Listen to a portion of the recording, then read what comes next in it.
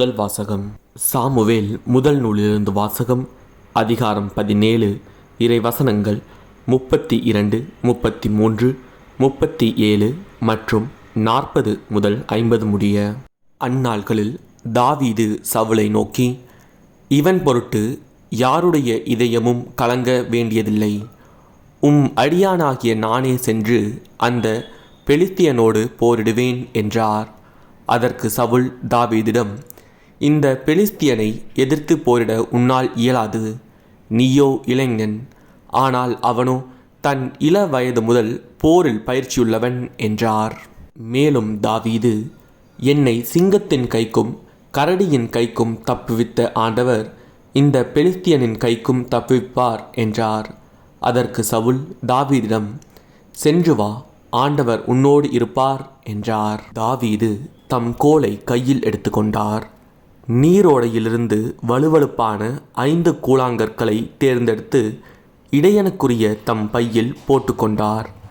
தம் கவனை கையில் பிடித்து கொண்டு பெலிஸ்தியனை நோக்கி சென்றார். தன் கேடயம் ஏந்துபவன் முன் செல்ல, அந்த பெலிஸ்தியனும் தாவீதை நோக்கி நடந்து அவரை நெருங்கினான். பெலிஸ்தியன் தாவீதை கூர்ந்து பார்த்து ஏளனம் செய்தான். ஏனெனில் அவன் சிவந்த மேனியும் அழகிய தோற்றமும் உடைய இளைஞனாய் இருந்தான். அப்பெலிஸ்தியன் தாவீதை பார்த்து, நீ கோலுடன் என்னிடம் வர நான் என்ன நாயா என்று சொல்லி தன் தெய்வங்களின் பெயரால் தாவீதை சபிக்கத் தொடங்கினான். மீண்டும் பெலிஸ்தியன் தாவீதை நோக்கி, அருகே வா, வானத்து பறவைகளுக்கும் வனத்து விலங்குகளுக்கும் உன் உடலை இரையாக்குவேன் என்றான்.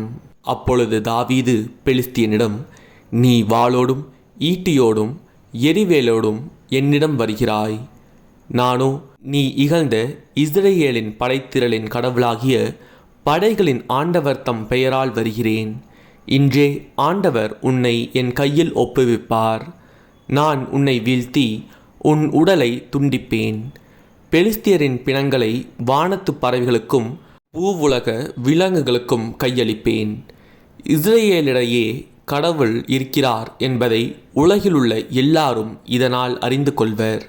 மேலும் ஆண்டவர் வாளினாலும் ஈட்டினாலும் மீட்கின்றவர் அல்லர் என்று இந்த மக்கள் கூட்டம் அறிந்து கொள்ளட்டும். ஏனெனில் இது ஆண்டவரின் போர். அவரே உங்களை எங்கள் கையில் ஒப்புவிப்பார் என்றார். பெலிஸ்தியன் எழுந்து தாவீதை நோக்கி புறப்படுகையில் தாவீதும் அவனுடன் போரிட பெலிஸ்திய படைத்திரளை நோக்கி விரைந்து ஓடினார். தாவீது தம் பையில் கை வைத்து ஒரு கல்லை எடுத்தார். அதை கவனில் வைத்து சுற்றி பெலிஸ்தியனுடைய நெற்றியை குறிப்பார்த்து எறிந்தார். அந்த கல்லும் அவனது நெற்றிக்குள் தாக்கி பதியவே அவன் தரையில் முகம் குப்பிர விழுந்தான். இவ்வாறு தாவீது கையில் வாளேதும் இன்றி கவனும் கல்லும் கொண்டு பெலிஸ்தியன் மீது வெற்றி கொண்டு அவனை வீழ்த்தி கொன்றார். ஆண்டவரின் அருள்வாக்கு. இறைவா, உமக்கு நன்றி. இன்றைய நற்செய்தி. மார்க்கு எழுதிய தூய நற்செய்தியிலிருந்து வாசகம். அதிகாரம் 3. இறை வசனங்கள் 1 முதல் 6 முடிய. இயேசு மீண்டும் தொழுகை கூடத்திற்குள் சென்றார். அங்கே கை சூம்பியவர் ஒருவர் இருந்தார்.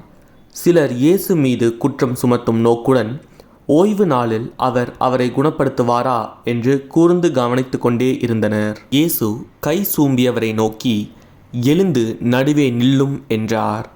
பின்பு அவர்களிடம், ஓய்வு நாளில் நன்மை செய்வதா தீமை செய்வதா, உயிரை காப்பதா அழிப்பதா, எது முறை என்று அவர் கேட்டார். அவர்களோ பேசாதிருந்தார்கள். அவர் சினத்துடன் அவர்களை சுற்றிலும் திரும்பி பார்த்து அவர்களது பிடிவாத உள்ளத்தை கண்டு வருந்தி கை சூம்பியவரை நோக்கி, கையை நீட்டும் என்றார். அவர் நீட்டினார். அவருடைய கை மீண்டும் நலமடைந்தது. உடனே பரிசேயர் வெளியேறி ஏரோதியரோடு சேர்ந்து இயேசுவை எப்படி ஒழிக்கலாம் என அவருக்கு எதிராக சூழ்ச்சி செய்தனர். ஆண்டவரின் அருள்வாக்கு. இறைவா, உமக்கு நன்றி.